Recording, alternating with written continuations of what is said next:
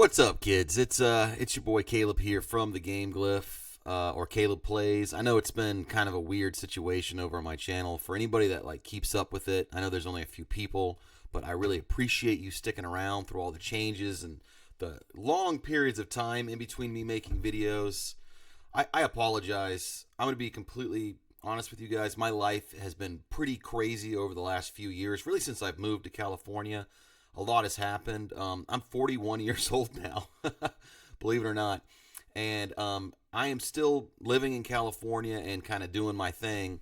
And I don't necessarily dislike what my life is here, but it has made it very challenging for me to make the content that I want to make. But today I want to talk about something that is really, really important to me. And that is a small little indie game that's been getting a little traction lately. It's called No Man's Sky. I recently picked this game. I finally took the plunge and bought it. And, it's weird that people are like, well, why would you, your introduction to No Man's Sky be on the Nintendo Switch, of all systems to play the game on? Well, this is my... Whoa. I don't even know what just happened, guys. This is my... holy crap-oly. Oh, yeah, that's right. Okay. Sorry, that's the cool thing about this game is, when you pause, you could be, mid doing something, and you come back the next day, and you're like, oh, my God, what was I even doing? I was on this planet here, and exploring this cave. Right now, I'm just kind of trying to map it out and see, how far it goes and get out of here and get to my ship. But this is No Man's Sky. This is... I'm going to go ahead and say it. Unpopular opinion, probably to people that watch my channel, but this has become one of my favorite games ever made, if not my favorite game ever made. Let me explain to you what the scale of this game is if you don't really know. I am a random spacefaring entity, and I am on a planet that has generative and procedural parameters. So I'm on a toxic planet. It's raining. It's radioactive. There's fungal infections here. There's flora. There's fauna here. In fact, you can go and press start and look at some of the information about the planet that we're on. For example, I'm on this planet, Glask Z21. This kind of tells you about what it has. This shows you I've discovered 6 of the 10 fauna and 5 flora discovered. Doesn't tell me how many that there are. And then 11 minerals. There could be more, right? And so this right here, this is the planet that I am exploring. But this is not what the game is, you understand? This is just one aspect of the game. Right now, I am in, for sure, kind of a honeymoon aspect of this game where I'm literally just completely blown away by what this game can do. And let me give you an example of what I mean by that, so you don't just think I'm just, rambling here. Cannot land here. I'm going to summon my ship to land here. Let me show you what this game kind of really is, at least at the base level. First of all, it is a game about exploration. It is not necessarily a game about resource management, even though that is a humongous aspect of the game. If you press the select button, you have all these different inventory systems, starship, multi-tool, freighter. I'll go into more detail about that stuff probably in a future video. This is more of an ongoing love affair I have with this game, but this is really an opinion piece on what this game kind of is and means to me. My entire childhood, I dreamed for an opportunity in a game like this, where I could get my spaceship, explore a planet to my heart's content, above ground, below ground, underwater, you name it, you can do it in this game. But let me show you the coolest thing about this game. Yeah, I can fly all over this planet. I can mine stuff. Even from my ship, I can shoot rocks and get, materials and things like that if I want.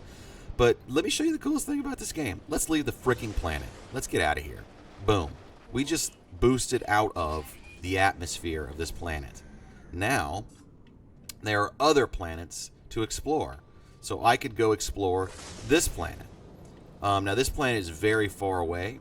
It hasn't even shown up yet to where, it looks like it's close. It just kind of shows you the scale of things, how big it is. But this is one of the solar systems that I am in the process of exploring right now. Now, look at the parameters of this planet. This looks like a hellscape.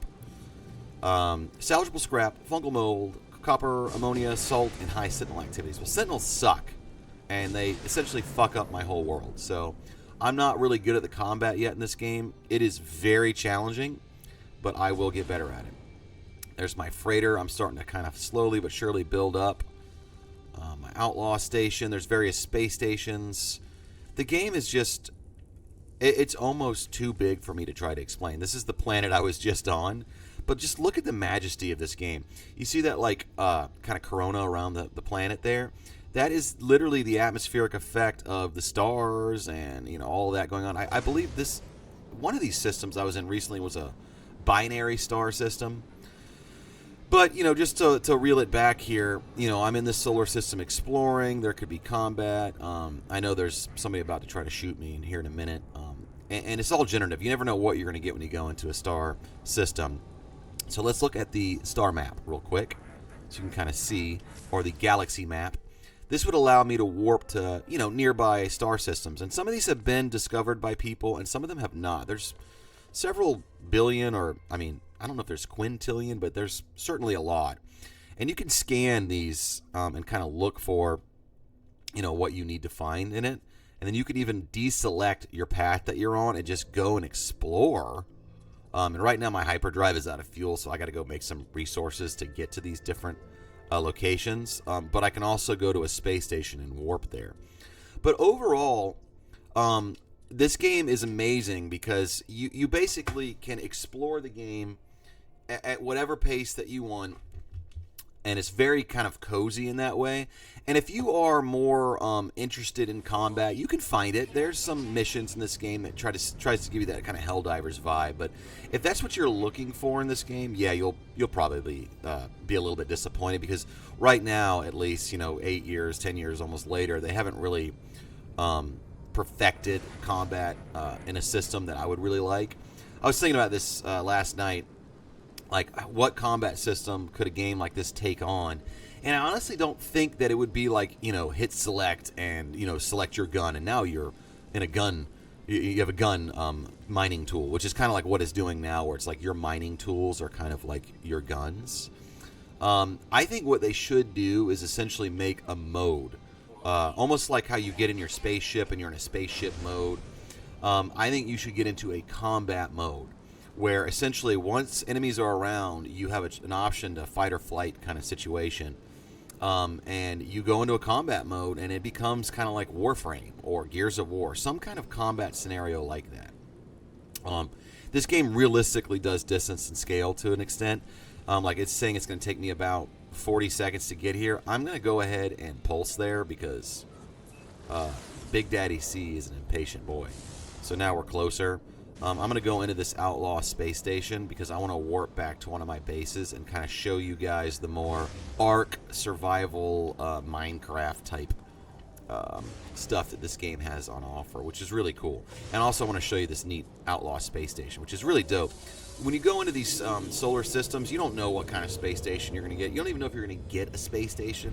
Again, the game is procedural, so until you get there, and if it's a new discovery, it hasn't, created it yet. So it's brilliant AI. This is, you know, if you even want to call that AI, it's more like an algorithm or a system that they built. And again, this is a game that when it launched, people hated it. They were so pissed off because it wasn't what they thought it was going to be. I didn't get it because I went to a friend's house and I honestly didn't have a system that would support it. Let me see if I can upgrade my suit really quick. There's endless things you can upgrade in this game. Let's see if I have what I need to do this. But I went to my friend's house and watched him play it, and I was honestly pretty... Oh, dude, definitely getting this inventory slot. Anytime you can get an inventory slot for your exosuit, do it, because you can never have enough stuff. And we'll get into those survival aspects soon. But anyways, I went and watched my friend play this game, and I was like, oh, this is really dope. And it looks like a fun little kind of short indie game where you can just explore these relatively boring, empty planets, but it's still fun and cool. But no, there's so much more. So this is a teleportation terminal at a base. It'll show me a list of places that I have logged as locations that I can immediately warp to, which is really cool. And when you warp there, it takes with you your other structures. It also shows community highlight things, which I don't really understand the online aspect of this game yet. Again, I am like, if you took this game and put it to a number of 100, my understanding of it is probably a 1. So I'm not coming at this video like I'm an expert at this game. I'm coming at this video like I am blown away that essentially what this game is a micro universe in a little tiny SD card. So what I mean by that is, if you've ever watched the episode of Rick and Morty where they have to refuel his car and you find out that his fuel system is a micro universe, that's kind of what this game is, where there's a micro universe. I mean, there's even a music creation culture in this game with its own proprietary music creation system, where you can upload your own music tracks that you make within this game and listen to while you're exploring. I digress. Before the video gets way too long, and we're already at like a 10-minute mark here, and YouTube doesn't tend to like things too long, I'm going to take you to a base. Big Booty was my first real base, but that planet it's on kind of sucks. You want a paradise planet to kind of have as a home base because there's less threats there. This is a, let's see what kind of planet this is. This is an abandoned planet. Not the most ideal. Is Big Booty on what kind of planet? A scalding planet? We're not going to a scalding planet. There we go. This is a base I built on a colony. So there's already a colony here. There's already procedurally generated AI entities that have colonized this planet. It does have some sentinel activities, intermittent as it says. Tons of flora, tons of fauna. You know, balmy weather. I don't really understand that adjective as far as the context of what that means. But let's warp there. And, oh, let's jump back online. Okay, so I somehow, when the game was paused or whatever, or I had it on standby, I fell offline. So we're going to go back online. I have noticed, at least on the Switch version, that when you're online playing the game, it generates so many variables and possibilities that sometimes it actually makes the game essentially unable to run. It is amazing they got this game to run on the Switch. hellogames is, to me, one of the greatest game developers of all time, and especially the president of that company, the lead designer. He really stuck it to the negative naysayers about this game when it came out. He just kept staying dedicated to this game. And this is a small studio. They made the game Joe Danger and Joe Danger 2. These are games that I never really could care about at all. They made like The Last Campfire, and they have another game that they are actually coming out with. It's like it looks like an online MMO where it's essentially this giant planet that is persistent. So it's like the size of Earth in like scale. So players exist and colonize this planet, which is cool. Mechanically, it looks similar to this game. I'm sure it'll have different aspects of it. I would dream that you'd be able to visit that world within No Man's Sky, but that's crazy.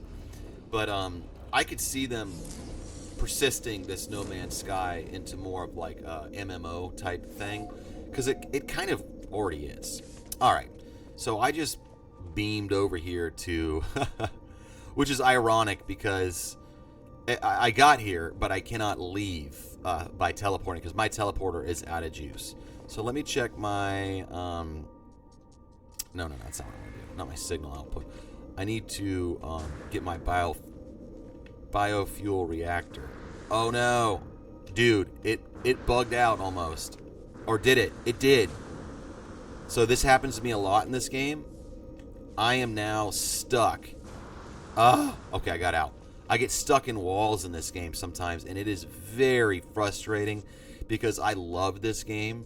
And you get into these positions where you are essentially unable to do anything but restart. Let me charge up my engine with some carbon that I mined. Carbon's pretty abundant in this game, and so now I can warp. I have a light, which is great. I'm gonna turn it on. Oh yeah, I don't have that power, do I? Now, let me power up this. This is not the efficient way. I would recommend doing, which I'm going to work on today. I may make a video about this, but I'm going to make solar panels that I can then basically perpetually get energy from the sun, and then I can store it in batteries so at night it's still able to power my stuff, which is cool. Let's see. I don't know why. Sometimes you'll go into a menu and it wouldn't let me charge it. Oh, I had to hit A on it. Sometimes it's not as intuitive because there's so many systems and subsystems in this game. But So it's like Minecraft in a way where it's like you have day and night, which is to scale based on the star and its gravitational effect and how long it takes to go around the planet, how big the planet is. All these things are accurate and they're persistent after they're procedurally generated, which is highly important. Um, there is limited resources on the planet. Of course, flora and fauna can generate and come back, naturally so. There is a lot of resources outside of that. But look at these sweet little animals. Like, I kind of want to make one of these little buddies into a pet. So I'm going to go up to this guy, and he's so cute, and I'm going to offer him some food. So I gave him a pellet, and now he's eating that pellet, and he likes it. I'm going to collect some milk. I didn't know that was an option. I guess I am now like in that kind of Homelander type situation with this creature. You can also ride it. Sometimes you can pat their heads and stuff like that. I don't know why you would want to ride everything. I guess because you can. Some of the animals can fly, and you can even go crazy into the Pokemon side of this game where you can like collect everything, and then you can like get their eggs. You can go in and genetically engineer the eggs to create like super versions of each of these creatures. You can fly on these creatures faster on some planets than even your own ship. But let's go over a couple of the systems in the game's operations to kind of give you an idea of what it can do. So you have your mining capability, very Minecraft-like. And what I mean by that is you can literally collect resources. So if I wanted to, I need to get my hyperdrive going, for example, but I need a lot of resources to do that. So you'd want to scan around and look for some resources. You can see the flora and fauna, and it's, whatever, it's kind of around. But, cobalt, that's a good one. If I want to go to cobalt and mine cobalt, which is useful, I can hold down Y, and then I can get over there. Now, in this game, you walk dog shit slow, but you can run. And then there's a little trick where if you hit melee and your, jetpack button, it helps you kind of move forward a little bit faster. That's kind of the movement buff in the game so far. There used to not even be a jetpack in this game, from what I understand. So anyways, you see that, and I cannot mine that with the normal way you would mine something. So if I wanted, for example, to go mine, this rock over here. God, that thing looks terrifying. I could go hit the rock with this and get, ferrite, which is a very useful thing. Also, because I scan this object. No, get out of my way, dude. I get the secondary item. Oh, now he's pissed. Dude, seriously? I'm not even trying to mess with you. But to get something more rich, like a metal, like copper, or in this particular case, cobalt, you have to use the terrain manipulator, which you have to craft. So that's a much larger scale thing, so I'm now getting that. Now, also, if a bad weather storm occurred, or I just wanted to, I could take the terrain manipulator and literally drill down pretty far into this planet and explore. And then you would find cave systems, like Minecraft style, that you could explore and get resources and flora and fauna down there that's unique to those biomes. And each planet has multiple biomes. You may go to a pole of the planet that's extremely cold, or you may go to a part of the planet that's kind of marshy. I wish there was more variety in some of that. And I guess if I was to say the only thing really missing from what I have observed in the little bit of time that I have played this game is I would expect there to be advanced scaled civilizations. I would love to see that where, like, okay, you warp to a galaxy or you warp to a star system and there's like a type 3 civilization. They're almost like humans. And they don't have to go crazy detailed. They could go like Mario Odyssey, whatever that one world is you go to in that game where it's like New York City and there's like PlayStation 2 quality characters. If they even had it like that level of just persistence and randomization where like on these planets you could literally almost interact with these creatures and like kind of live within that kind of world, that would be really interesting. You could almost go like incognito, like shape shift and become a human or a reptoid and like try to like integrate into their culture and like affect it somehow or manipulate it in a malignant or benevolent kind of way. That is crazy, like kind of adding those like populist elements to the game. I know that's insane, and if the developer is hearing me say that, he's probably like, I wish this guy would shut up. But I think that would be an awesome idea. Because right now you have this almost it's almost like a magical experience. It's almost like this cozy thing. Now, it could get very hectic when you accidentally warp to a high sentinel activity solar system that is just completely taken over by sentinels, and you can't even like exist for 1 second there without them trying to murder you. That's pretty stressful. Also, when I first started out the game, you never know what kind of planet you're going to get. I started out the planet on a planet that was like, it was just death. It was like lava. I was like immediately dying upon spawn. That was my introduction to the game, and I was almost like, oh my god, dude, this is more difficult than Ark or Minecraft or, geez, like what is this? I didn't find that very fun, so I just restarted the game a couple times, and I got like an Arctic planet one time. I got finally a Paradise planet, and that's what I eventually made my base on. I do recommend softening it a little bit. Also, if you find the game's survival aspect daunting, there is a creative mode, but more importantly, don't be afraid to go into the options. I haven't done any of this yet, but you can go into the difficulty mode and you can change a lot. I love survival aspects of these games. I used to not. Like when I first played Breath of the Wild, I hated that the weapons would break, but now I'm like, that makes it more challenging and immersive for me. And so I do have everything kind of set to just standard things, that it is. There's part of me that wants to increase the difficulty, but I mean, I honestly haven't really done anything in this game. Let me encapsulate what I've accomplished in the game. I have spawned. I have fixed my ship. I have fixed a few of my mining tools. I have fixed up my ship to where I can warp to another solar system, but I still haven't left the galaxy. So I haven't even gotten to that extent yet. Your goal is to get to like the galactic center and then what, right? I don't really know. So I think the goal of this game is to really make you resonate with this core principle, the journey. This game is all about the journey. It is about enjoying where you are when you are there and not hyper fixating about getting to that next place, because that next place is infinite and the possibilities for what it could be are infinite, just like our life. Now, I want to close out this video with something a little bit more personal, a little more serious. Early this year, my father passed away. And my father was my best friend, and he was my voice of reason, and he was the person that I talked to the most when I had hard times, and he gave me the best advice in my life. And I love him, and I want to dedicate this video to him because I know that he would love this game. My dad got me into space. I'm really very much an amateur astronomer. Love space. I have a telescope. Always have. I've talked about that before on the channel. This game is a blessing to me. I never will probably get to go to space, but this game makes me feel like I get to explore, and that's what my dad always wanted to do. He always wanted to instill upon me that sense of exploration, that sense upon the journey, to be present, to kind of have a sense of wonder of the universe. And I'm telling you, hellogames, thank you for making this game. My dad would have loved this game. I only wish I had had the ability to show him this game and maybe get him to play it. He was, before he got really sick, he was kind of wanting to get into flight sim. He was a bit of a gamer, and I'll go into that another time maybe.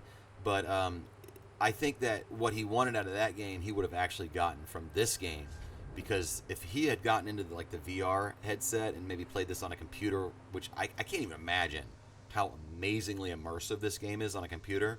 You basically have to let the game sit here on the Switch, like I'm doing now, for all the stuff to load in. Like, look at all the lighting has now loaded in. Look at all the draw distance has now loaded in. Some of the weather effects and atmospheric effects, which are exclusive to the World's 1 update, are just now loading. Because the game, I mean, it just chugs along here on this D port here, which is amazing. But in closing, thank you, hellogames, for making this game. My dad would love it. I love this game. I'm going to tell you, I'm giving this game a solid 10 out of 10 from a gaming experience. If anybody has any interest in this game, please keep your eye on the channel. I'll probably be doing a lot of Let's Plays of this game. I'm obsessed with this game. I don't really see myself playing anything else, because everything I want to do in a game, you can do in this game. I don't really get into Devil May Cry's as much anymore, because, I mean, I feel like the best ones have already come out. Maybe I will in the future, but this game has the relaxing sense of wonder and exploration that I've always looked for in a game. I may go on to say this is my favorite game of all time. Ask me in 100 hours, 300 hours, I'll let you know this is probably the only game that will get me to play that much. I think about this game when I'm at work. I think about the music for this game. I love that aspect of it. I can't wait to contribute to it through the Bytes Beats system, or any way that I can. So I highly recommend this game to anyone, and I actually do recommend the Switch version if that's your only way to play it. It's awesome. It's really impressive. So please check it out. This has been one of the most gratifying and amazing game experiences I've ever had. I cannot recommend this game enough. Get it, install it, download the update. Just don't look up too much about it online because there's a million things you can do in this game. Allow yourself to be surprised and scared and enjoy it. This game is an experience. Be a part of it. Thanks for watching this video. This one's for you, Dad. I love you and I miss you. And hopefully I'll see you out there somewhere in the universe soon. Bye, guys.